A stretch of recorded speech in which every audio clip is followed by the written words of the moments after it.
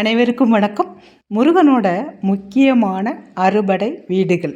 முதலாம் வீடு பார்த்தீங்கன்னாக்கா திருப்பரங்குன்றம், இரண்டாம் வீடு பார்த்தீங்கன்னாக்கா திருச்செந்தூர், மூன்றாம் படை வீடு பழனி, நான்காம் படை வீடு சுவாமிமலை, ஐந்தாம் படை வீடு திருத்தணி, ஆறாம் படை வீடு பழமுதிர் சோலை.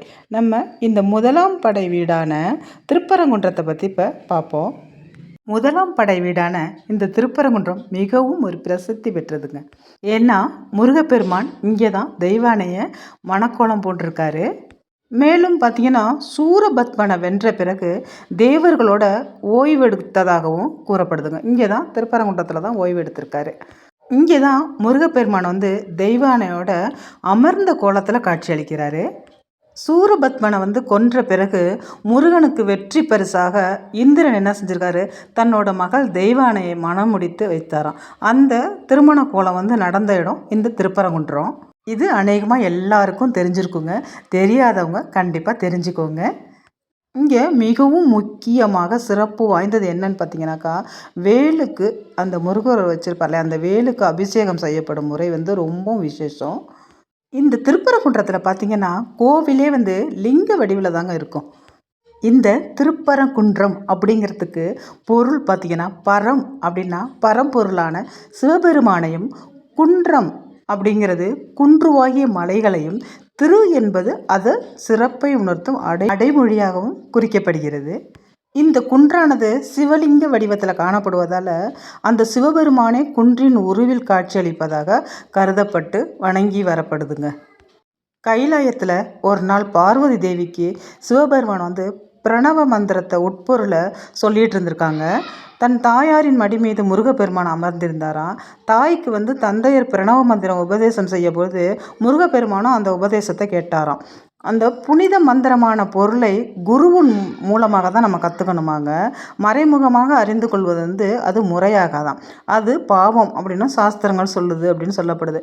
ஆனால் முருகப்பெருமான் பிரணவ மந்திரத்தை அதன் உட்பொருளை பிரம்மதேவனுக்கு உபதேசித்த போதிலும் சிவபெருமானும் முருகப்பெருமானும் ஒருவரே அப்படின்னாலும் உலக நியதிக்கு ஒட்டாத, சாஸ்திரங்களுக்கு ஒப்பாத ஒரு காரியமாக இது அமைந்து விட்டபடியால் இந்த குற்றத்திற்கு பரிகாரம் தேடும் பொருட்டு முருகப்பெருமான் திருப்பரங்குன்றத்திற்கு தவம் செஞ்சாராம். அப்போ தான் சிவபெருமானும் பார்வதி தேவியும் தோன்றி முருகப்பெருமானுக்கு காட்சி தந்து அருள் பாலித்தார்களாம். அவர்கள் இங்கு பரங்கிநாதர் என்றும் ஆவுடை நாயகி என்றும் பெயர் பெற்றார்களாம். அவர்களுடைய ஆலயம்தான் இன்றும் திருப்பரங்குன்றத்தில் மீனாட்சி சுந்தரேஸ்வரர் ஆலயம் என்ற பெயரில் அழைக்கப்பட்டு வருகிறது.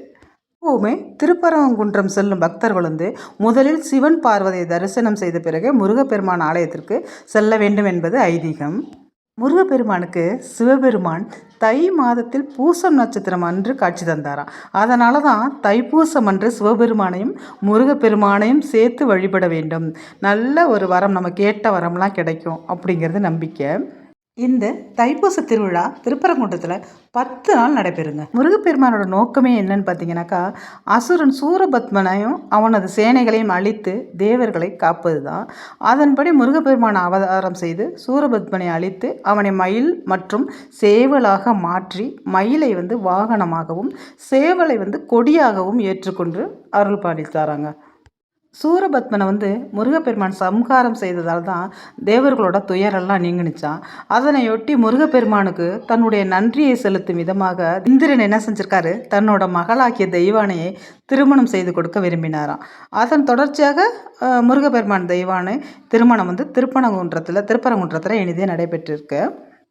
இந்த திருமண விழாவில் பார்த்தீங்கன்னாக்கா, பிரம்மா விவாக காரியங்கள்லாம் நிகழ்த்த சூரிய சந்திரர்கள் ரத்ன தீபங்கள் தாங்கி நிற்க, பார்வதி பரமேஸ்வரர் பரமானந்தம் எய்தி நிற்க, இந்திரன் தெய்வானையை தாரை வார்த்து கொடுக்க, முருகப்பெருமான் தெய்வானையை திருமணம் செய்த மிக முக்கியமான ஸ்தலம் இந்த திருப்பரங்குன்றம். மாதிரி அங்கே உள்ள சரவண பொய்கை பாவங்களை போக்குமாங்க.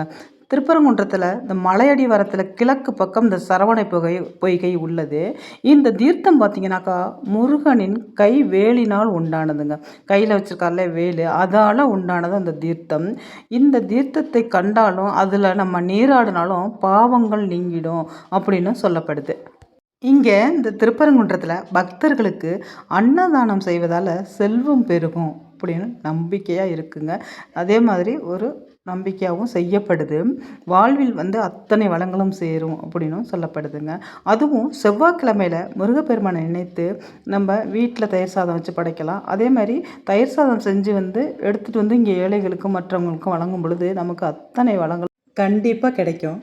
இங்கு மிக பெரும் விழாக்களாக தைப்பூசம், கார்த்திகை திருநாள், அதே மாதிரி தெய்வானையை மணந்து கொண்ட பங்குனி உத்திர நாள் ஆகியவை ரொம்ப சிறப்பான விழாக்களாக இந்த திருப்பரங்குன்றத்தில் கொண்டாடப்படுது. இந்த திருப்பரங்குன்றத்து முருகப்பெருமான் உலக புகழ்பெற்ற மதுரை சித்திர திருவிழாவில் அன்னை மீனாட்சி திருக்கல்யாணத்தை காண மதுரை சென்று திரும்புவதும் முக்கிய விழாவாக கொண்டாடப்படுது. இந்த திருப்பரங்குன்றத்துக்கு நம்ம சென்று வர்றதுனால என்ன பலன்கள், இந்த திருப்பரங்குன்றத்து பகவானை நம்ம வந்து முருகப்பெருமானை வணங்குவதால் நமக்கு என்ன பலன்கள் அப்படின்னு பார்த்தீங்கன்னாக்கா, முருகன் வந்து தெய்வானையை வந்து இங்கு மணந்ததால் திருமணம் ஆகாதவர்களுக்கு விரைவில் திருமண நடக்கும் சிறப்பாக நடைபெறும் அப்படின்னும் நம்பப்படுது. அதே மாதிரி தம்பதியர் வந்து நீண்ட காலம் சந்தோஷமாக வாழ்வார்கள் அப்படின்னு சொல்லலாங்க. செவ்வாயின் அதிபதியான முருகனை வழிபடுவதால் செவ்வாய் தொடர்பான பிரச்சனைகள்லாம் குறையும், அனைத்து செல்வங்களும் கிடைக்கும், அனைத்து நலன்களும் நம்மை தேடி வரும். இந்த திருப்பரங்குன்றத்தில் பார்த்தீங்கன்னாக்கா சனி பகவானுக்கு தனி சன்னதி உண்டுங்க.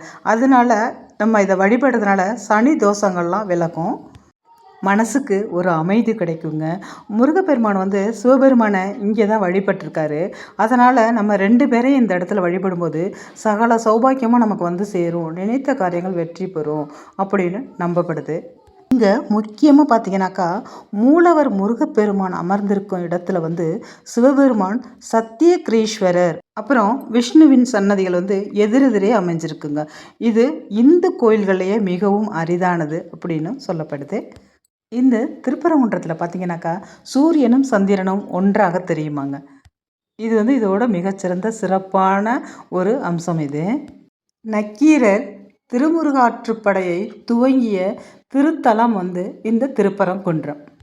நில பிரச்சனைகள், நில சம்பந்தமான பிரச்சனைகளுக்கு திருப்பரங்குன்றம் சென்று வந்தாக்கா அந்த பிரச்சனைகள் உடனே தீரும் அப்படின்னும் நம்பப்படுதுங்க. அப்பேற்பட்ட இந்த திருப்பரங்குன்றத்தில் பார்த்தீங்கன்னாக்கா மூலவருக்கு அபிஷேகம் கிடையாதுங்க, வேலுக்கு தான் முக்கியமாக அபிஷேகம் பண்ணுறாங்க. தெய்வப்புலவர் நக்கீரரோட சாபத்தை போக்க முருகன் தனது வேளால் பாறையை கீறி கங்கை போன்ற தீர்த்தத்தை உருவாக்கினாராங்க.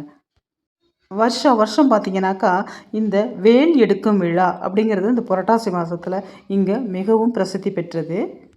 இந்த வேல் முருகனின் சக்தி, சூரபத்மனை கொன்ற வீரம் மற்றும் வெற்றிக்கு காரணமாக அமைந்தது அப்படின்னும் நம்பப்படுது. உங்களோட வாழ்க்கையில் அத்தனை வளங்களையும் பெற, நீங்கள் நினைத்த காரியங்கள் நிறைவேற கண்டிப்பாக முடிஞ்ச அளவுக்கு உங்கள் வாழ்க்கையில் எப்போயாவது ஒரு நடையாவது இந்த திருப்பரங்குன்றம் முருகப்பெருமானை போய் தரிசிச்சுட்டு வாங்க. கண்டிப்பாக முருகப்பெருமானோட அருளால் நீங்கள் நினைத்த காரியம் விரைவில் நிறைவேறும். முருகப்பெருமான் கண்டிப்பாக உடனே நிறைவேற்றி வைப்பார். இந்த வீடியோ உங்களுக்கு பிடிச்சிருந்துச்சுனாக்கா நம்ம சேனலை சப்ஸ்கிரைப் பண்ணி லைக் பண்ணிக்கோங்க. நான் இன்னொரு வீடியோவில் உங்களை சந்திக்கிறேன். இந்த வீடியோ பார்த்த அனைத்து நல்லுள்ளங்களுக்கும் நன்றி.